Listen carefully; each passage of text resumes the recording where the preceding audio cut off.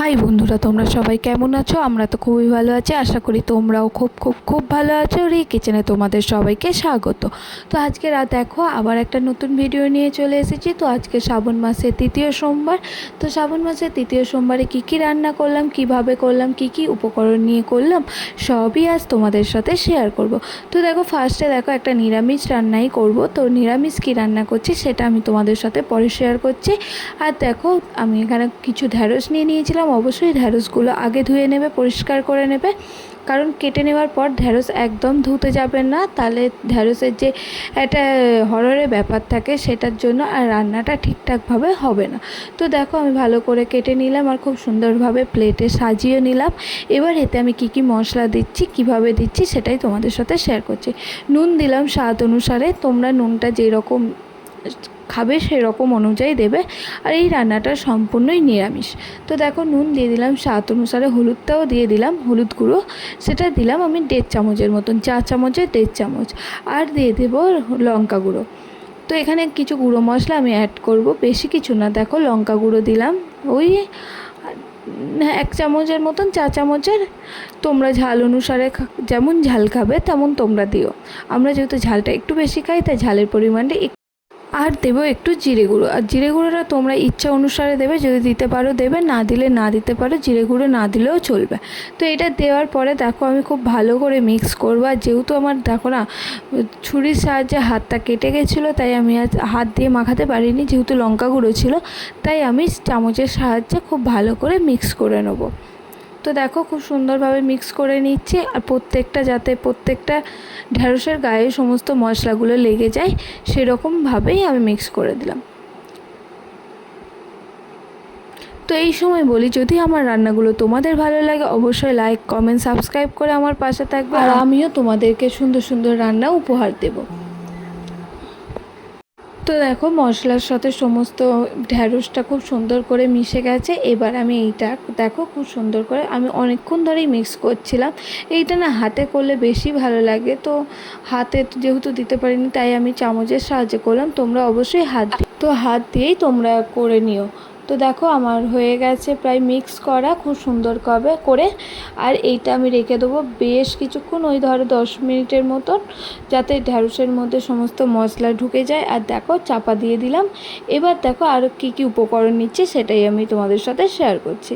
তো দেখো এখানে 4টে মিডিয়াম সাইজের লঙ্কা নিয়েছিলাম, কাঁচা লঙ্কা ভালোভাবে আমি কেটে নিচ্ছি 4টে লঙ্কাকে। আর তোমরা যেরকম ঢ্যাঁড়স নেবে, যেরকম উপকরণটা নেবে সেই রকম পরিমাপে তোমরা কাঁচা লঙ্কাটা নিও। আর কাঁচা লঙ্কার সাথে আর কি কি উপকরণ লাগছে সেটাও তোমাদেরকে আস্তে আস্তে আমি শেয়ার করছি। তো দেখো খুব সুন্দরভাবে আমি কেটে নিলাম আর পরিষ্কারও করে নিলাম।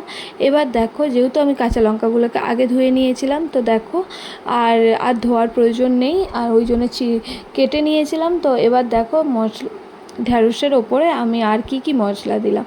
তো দেখো আমি 2 চামচের মতন পোস্ত বাটা দিয়েছি, আর 1 চামচের মতন সর্ষে বাটা দিয়েছি। আর এই 4 চামচের 2 চামচ, ঠিক আছে, বড় চামচের 1 চামচ, 4 চামচের 2 চামচ দিয়ে ভালো করে মিক্স করব। এইটা বেশিক্ষণ মিক্স করে রাখতে হবে না, ওই 2 মিনিটের মতন, যতক্ষণ না কড়াইতে তেল গরম হচ্ছে তার আগে এটা মিক্স করে কড়াইটা তেল গরম করতে দেবে। তো দেখো খুব সুন্দর করে মিক্স হয়ে গেছে। তো এটা এর মতন থাকুক, আর চাপা দেওয়ার দরকার নেই। এবার চলো রান্নাটা করি। তো দেখো কড়াইটা গরম হয়ে গেছে। এবার আমি তেল দিয়ে দিলাম, যেহেতু নিরামিষ রান্না তেলের পরিমাণটা একটু বেশি দিয়েছি। তো তোমরা চাইলে অল্প দিতেই পারো, তো আমি একটু বেশি দিলাম, ওই ধরো 3 থেকে 4 চামচের মতন।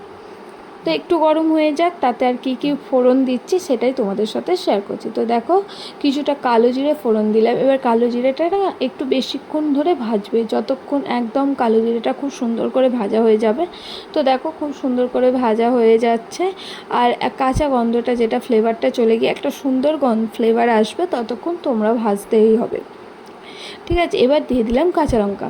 তো কাঁচা লঙ্কাগুলো দিয়ে বেশ সুন্দর করে নাড়াচাড়া করে নেবো, যতক্ষণ না কাঁচা লঙ্কাটা খুব সুন্দর করে ভাজা হয়ে যাচ্ছে। দেখো বন্ধুরা,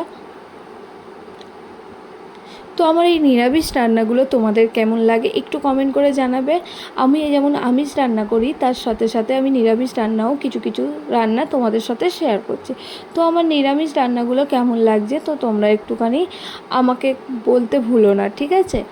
আর যেহেতু আমি নতুন নতুন রান্না তোমাদের সাথে শেয়ার করছি, তাই একটু একটু তো ভয় লাগছে, যদি কিছু খারাপ হয়ে যায়, যদি কিছু খারাপ হয় তো একটু কমেন্ট করে জানাবে, আমি ঠিক শুধরে নেব। তো দেখো মশলা দিয়ে বেশ সুন্দর করে মাখানো হয়ে গেছে। আর দেখো এবার এগুলোকে আমি তেলে ছেড়ে দিচ্ছি। যে এখানে কি বলো তো, যদি আগে থেকে তোমরা কেটে নেওয়ার পর ঢ্যাঁড়সটাকে মানে ধুয়ে নিতে, তাহলে মশলাগুলো ঢ্যাঁড়সের যে একটা হরহরে ব্যাপারটা থাকে না, সেটার জন্য কোনো মশলাই গায়ে লাগতো না। তাই আগে ধুয়ে নিয়ে তারপরে কেটে নেবে। ঠিক আছে, এবার দেখো খুব সুন্দর করে ভেজে নেবো, যেমন ঢ্যাঁড়স ভাজে না সেরকম। এবার ভাজতে ভাজতে কী বলো তো, 2 মিনিট ভেজে 1 মিনিট রেস্ট দেবে। তাহলে এই সময় গ্যাসটা একদম লো করে দেবে। তো দেখো 1 মিনিটের পর আবার একটু নাড়াচাড়া করে নিচ্ছে। আর এই রান্নাটা না দুর্দান্ত খেতে হয়, একবার তোমরা এই রান্নাটা করে দেখতে পারো। ঢ্যাঁড়স পোস্ত সর্ষেও বলতে পারো, অসুবিধা নেই। তো দেখো খুব সুন্দর করে ভাজা ভাজা হয়ে গেছে, তোমাদেরকে আরও সুন্দরভাবে দেখিয়ে দিচ্ছি। আর একটু বেশি ভাজা ভাজা হোক, তারপরে আর কি কি উপকরণ দিচ্ছি সেটাই তোমাদের সাথে শেয়ার করছি। এই রান্নাটার কোনো ঝামেলাই নেই। আর তোমরা তো জানোই আমি খুব সহজে টেস্টি টেস্টি রান্না কিভাবে হয় সেটাই আমি তোমাদের সাথে শেয়ার করি। তো দেখো নিরামিষ দিনে এই রকম একটা রান্না তোমরা করে দেখতেই পারো, খুব সুন্দর লাগবে। আর তোমরা তো জানো শিল ধোয়া জল তো সবাই ব্যবহার করে। তো দেখো শিল ধোয়া জলই আমি দিয়ে দিলাম এখানে, ওই ধরো হাফ বাটির মতন দিলাম। আর একটু জল আমি অ্যাড করব। তো এটা একটু ফুটে যাক, তারপরেই আমি আর একটু জল অ্যাড করব। তো দেখো কি সুন্দর ফুটছে। এই সময় গ্যাসটা অবশ্যই আমি হাই ফ্লেমে দিয়েছি। তো দেখো খুব সুন্দর করে ভাজা ভাজা হয়ে গেছে। আর মশলাটাও একটু কষিয়ে নিই, আর কিছু তোমাদের দিতে হবে না। আর দেখো খুব সুন্দর একটা কালারও চলে আসবে। তো সেই সময় একটুখানি মশলাটা হোক। তো ততক্ষণে দেখো আমি চাও বসিয়ে দিয়েছি, চাও খাবো, তারপরে ভাত বসিয়ে দেবো। তো এইদিকে দেখো পোস্ত আলুর তরকারিও করেছি। আর যেহেতু পোস্ত আলুর তরকারি তোমাদের সাথে আগেই শেয়ার করেছি, তো দেখো ভাতও বসিয়ে দিলাম। আর এইদিকে ঝোলটা হোক।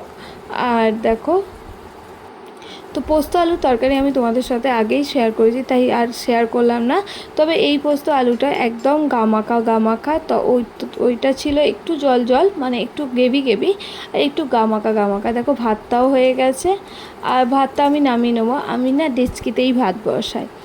আর দেখো এইদিকে পোস্ত আলুর তরকারিটাও হয়ে গেছে। অবশ্যই আমি এই তরকারিটা একদম গামাখা করেছি, আর কোনো ফোড়ন ছাড়াই। সামান্য একটু জিরে ফোড়ন দিয়েছিলাম, আর কিছু দিইনি। একটা নতুনত্ব রান্না করলাম। আর এইদিকে দেখো এই রান্নাটা দেখো কি সুন্দর একটা কালার চলে এসেছে না। অথচ নিরামিষ দেখলে কিন্তু বোঝাই যাবে না যে এটা নিরামিষ। ভাতের সাথে কিন্তু খুব সুন্দর খেতে লাগে, আর তোমরা রুটির সাথে চাইলেও খেতে পারো, কোনো অসুবিধা নেই। তো দেখো ভাতও হয়ে গেছে। আর দেখো আমি ভাত এইরকমভাবেই ঝেড়ে নিই ফ্যানটা। আর এইদিকে দেখো পোস্ত আলুর তরকারি, তো আমার পোস্ত আলুর তরকারি শেয়ার করা আছে, তো তোমরা চাইলে সেখান থেকেও দেখে আসতে পারো। তবে এটা একটু অন্যরকম, যদি এই রান্নাটাও তোমরা জানতে চাও তো অবশ্যই কমেন্ট করে জানাতে পারো। আর দেখো এইদিকে দেখো রান্নাটার কি সুন্দর কালার এসে গেছে না, পোস্ত ঢ্যাঁড়স। তো আমার এই সুন্দর সুন্দর রান্না তোমাদের কেমন লাগছে অবশ্যই কমেন্ট করে জানাতে ভুলো না। যদি ভালো লাগে অবশ্যই লাইক কমেন্ট সাবস্ক্রাইব করে আমার পাশে থেকো। আর এইভাবে আর তোমাদের যদি কোনো রান্নার মানে আমার কাছ থেকে জানতে চাও অবশ্যই কমেন্ট করবে, আমি তোমাদেরকে ওই রান্নাটার ফুল ভিডিও তোমাদের সাথে শেয়ার করে দেবো। তো দেখো বাটিতে তুলে নিচ্ছি, আর একটু সুন্দর করে সাজিয়েও নিচ্ছি।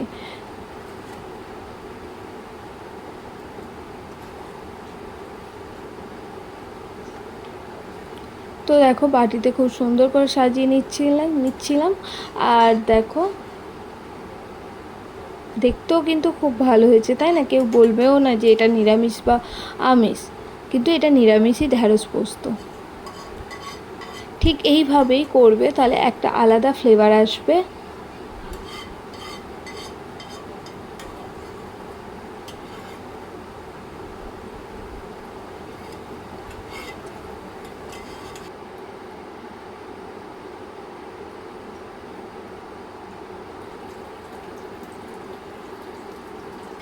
তো দেখো কেমন দেখতে হয়েছে তোমরা একটু কমেন্ট করে জানাও তো। আর দেখো এবার আমি না ভাতটা বেড়ে নেবো। তো ভাত কিভাবে আজকে সাজিয়ে গুছিয়ে দিচ্ছি তো সেটাই আজকে তোমাদের সাথে শেয়ার করছি। তো দেখো একটা বাটি নিয়েছি, বাটিতে ভাতটা নিয়েছি, এবার ভাতটা এরকমভাবে নিয়েছি, এবার তুলে নিলাম। দেখো খুব সুন্দর একটা শেপ চলে আসবে। আর অবশ্যই ভাতটা দেখতে ভালো লাগবে বলে এইটুকুনি ভাত তো আর কেউ খায় না। আর দেখো এদিকে আমি সর্ষে ঢ্যাঁড়সটাও নিয়ে নিলাম, বা পোস্ত ঢ্যাঁড়স যেটা ইচ্ছা। তো দেখো এটাও আমি একটা বাটিতে নিয়ে নিলাম। এটা কিন্তু সম্পূর্ণ নতুনত্ব রান্না, আর এটা আমি এই প্রথম তোমাদের নিজেও বাড়িতে ট্রাই করলাম আর তোমাদের সাথেও শেয়ার করে নিলাম। রোজ রোজ প্রতিদিন কি নিরামিষ রান্না করব বলো তো, তাই একটু নতুনত্ব রান্না তোমাদের সাথেও শেয়ার করলাম আর নিজে ঘরেতে একটু ট্রাই করলাম। আর দেখো এদিকে পোস্ত আলুটাও নিয়ে নিলাম। দেখো কি সুন্দর একটা কালার চলে এসেছে না, অথচ ঝাল কিন্তু একটুও হয়নি।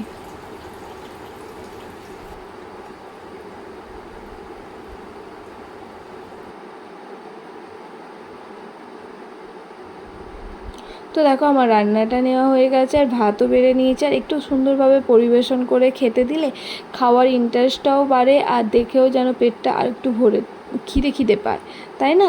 তো দেখো খুব সুন্দরভাবে সাজিয়ে নিলাম। তো আমার রান্নাটা প্রায় রেডি হয়ে গেছে। তো আজকের সোমবারের একটা নতুনত্ব রান্না তোমাদের সাথে শেয়ার করলাম। যদি ভালো লাগে অবশ্যই লাইক করে আমার পাশে থেকো, আর একটু কমেন্ট করে জানাতেই পারো যে কেমন হয়েছে রান্নাটা। ধন্যবাদ।